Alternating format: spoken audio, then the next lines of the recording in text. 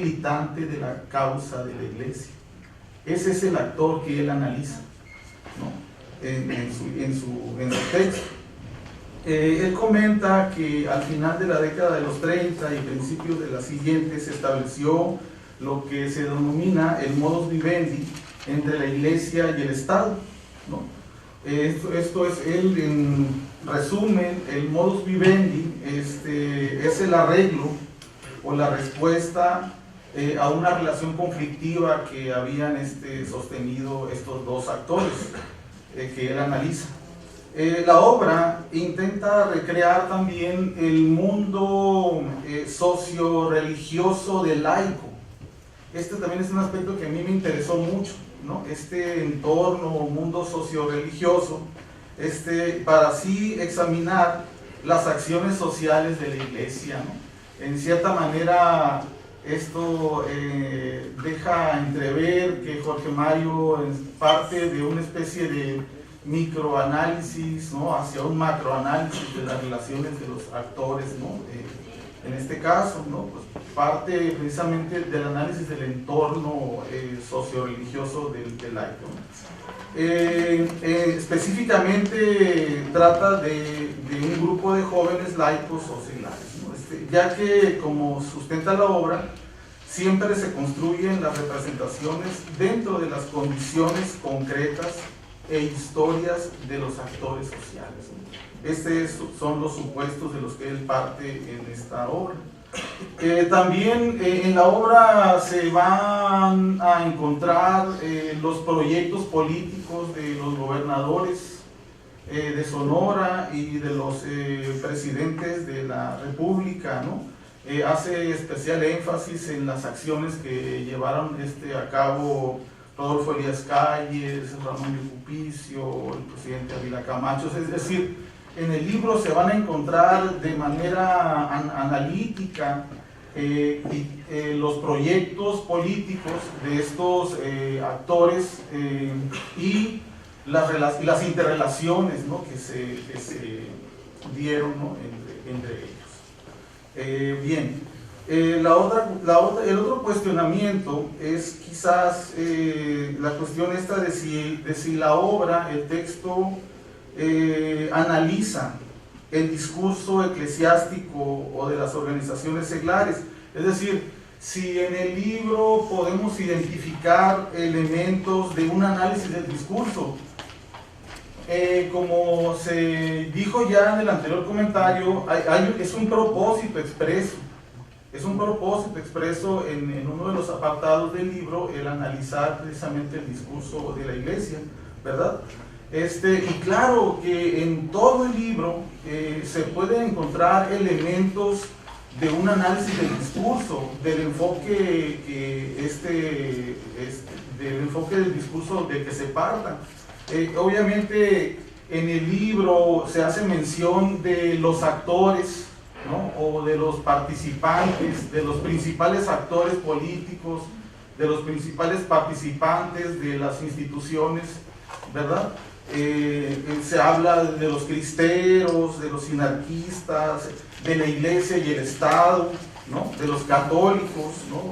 Como un colectivo, del papel del obispo Juan Navarrete, de la prensa misma, ¿no? Es otro de los actores importantes del texto de Jorge Mario, además de los textos que circularon como el Hogar Católico, el Boletín Eclesiástico, como mencioné ahorita, de los políticos y del grupo de los Camisas Rojas. Es decir, uno puede identificar allí en la lectura, con la mirada de encontrar elementos discursivos, que hay actores principales, pues, ¿no? Como si fuera esto, bueno, como lo es, un escenario de acciones donde hay actores principales, donde hay actores secundarios, y es una cuestión que el libro lo podemos leer desde esa perspectiva, ¿no? ¿Quiénes fueron los actores principales de este periodo de que él habla?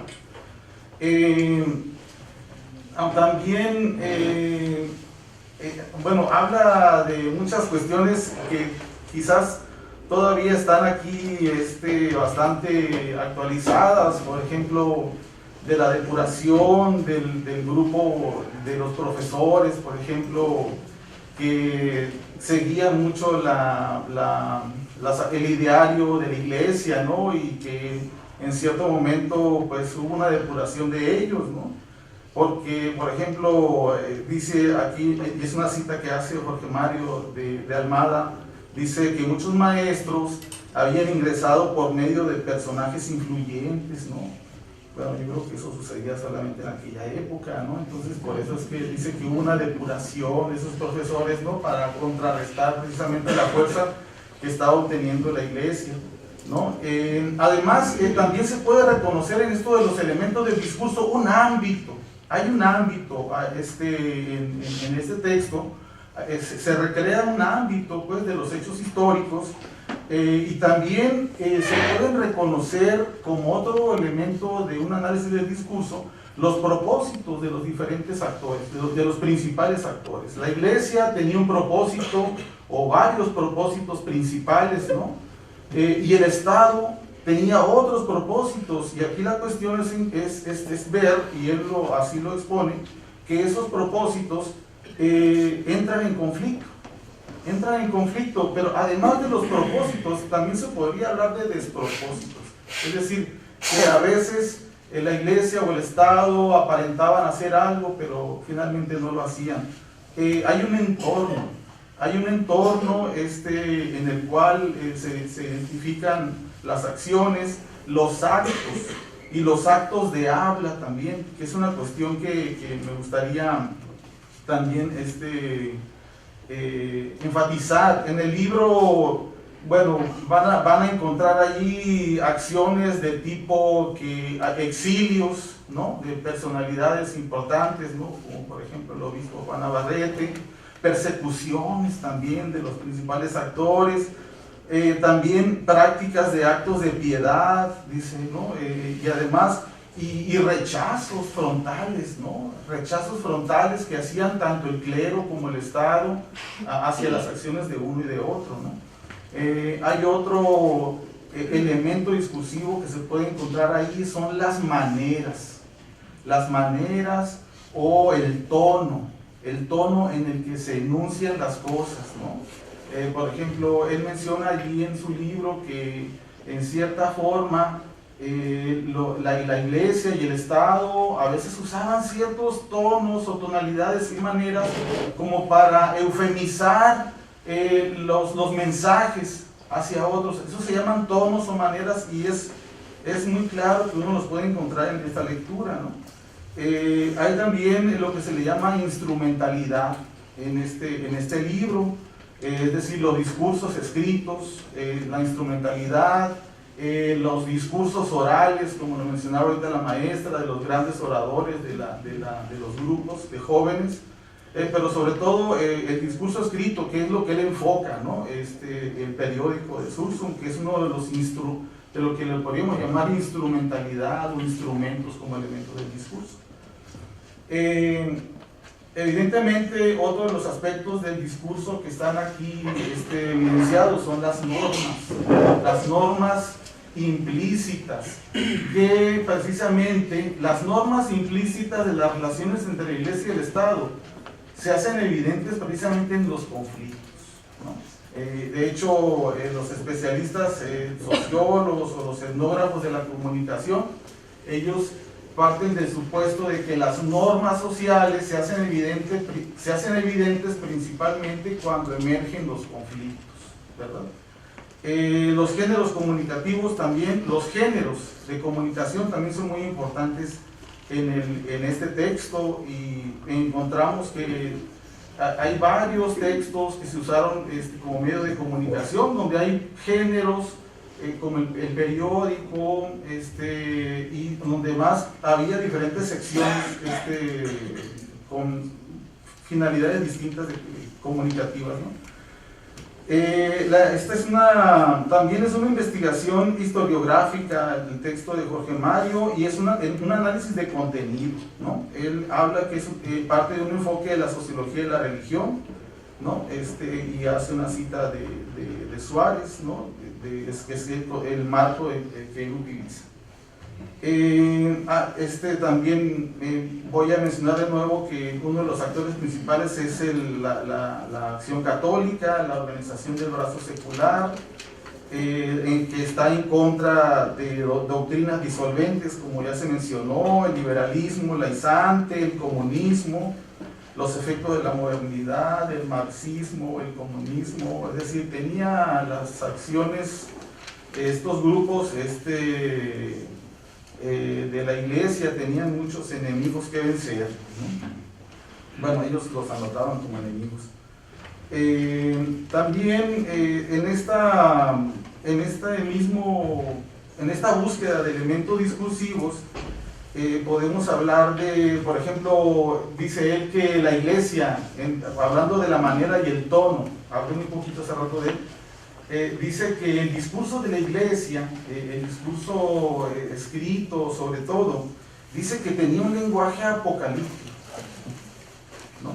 Eso menciona Jorge Mario, es decir, que a la gente se le comunicaban las ideas y se le presentaba al enemigo a partir de un lenguaje apocalíptico, obviamente con un cierto propósito emocional, ¿no?, en el destinatario, ¿no? Es muy importante el lenguaje apocalíptico de la iglesia, ¿no? En ese mismo término de tono, incluso referido no al lenguaje o al habla o al discurso, sino a las actitudes y las acciones de estos protoactores del escenario nacional, que eran la iglesia y el Estado. Aquí, entre los géneros comunicativos que él menciona, pues están las publicaciones periodísticas científicas, que eran pues el género que es contraparte a los textos que publicaba la iglesia, ¿no? Eran publicaciones periodísticas científicas antieclesiásticas, ¿no?, que abordaban los problemas del país, ¿no? Y el periódico Sursum, que sería una contraparte de la anterior publicación científica, pues tenía sus propios enemigos, que era el protestantismo, el comunismo y la inmoralidad, y entre otras cosas. Yo creo que tenían ahí su lista negra, ¿no?, de actores allí.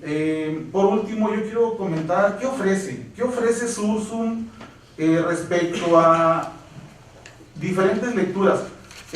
Cada uno de nosotros, al leer un texto, recreamos un texto distinto, ¿no? Es decir, le damos una lectura distinta, pero también puede tener ámbitos distintos la lectura. Entonces yo pensé que este texto ofrece un análisis sistemático del discurso de la jerarquía eclesiástica en todos sus niveles, hasta llevar a las agrupaciones seculares como la Acción Católica, lo cual convierte la obra en una obra de consulta para la investigación histórica en el tema de la religión católica y la función que ha cumplido en distintos periodos de la historia regional y de la nación, ¿verdad? Claro que este libro se podría ver desde ese punto de vista, de una fuente histórica, sino simplemente muchos, yo creo que comprenderían por qué en muchas de nuestras casas está pegado, ya sea en la puerta o en alguna ventana, la calcomanía aquella que decía este hogar es católico, ¿verdad? Yo creo que muchos la leíamos y decíamos, bueno, sí, somos católicos, pero bueno, que nos recuerdan todos los días, pero obviamente que ese discurso tiene un contexto, y este libro nos puede ayudar, nos explica por qué se produjo ese discurso y se difundió tanto. Yo creo que muchos de ustedes en sus casas tuvieron quizás esta calcomanía pegada ahí y la defendían quizás, ¿no?, bastante. También el libro podría ser usado de igual manera como un texto académico que podría apoyar la enseñanza de los temas de sociología y la religión, pero también de cómo se puede abordar el papel social de la iglesia desde la perspectiva del análisis del discurso. Podría ser un gran apoyo didáctico en asignaturas relacionadas con historia y la sociología, ¿no? Bueno, ese es mi punto de vista. Y en las manos del profano, el texto con un estilo apegado a la jeta histórica, ¿sí?, y al marco sociohistórico, o sea, él está siempre apegado a esta jerga técnica, ¿no?, de la disciplina, pero a la vez también es accesible al ciudadano de a pie, ¿no? Interesado en explicarse los acontecimientos que fundamentan las costumbres, las tradiciones y rituales regionales, en los cuales participamos como un conocimiento fragmentado de sus orígenes y las relaciones entre los elementos, ¿no? Creo que esas tres lecturas, le veo yo, debe de tener más, cada uno le va a ver diferentes lecturas, aplicaciones en diferentes ámbitos también a este libro, ¿verdad? Ayer leyendo el libro, le preguntaba a mi mamá aquí presente que si el asunto de que en el Júpare hay una celebración de la Santísima Trinidad, ¿no? Y nuestra familia participa año con año en uno de los descansos que hacen entre Chojoa y el Júpare, y la familia de nosotros les da comida y todas las personas que van peregrinando.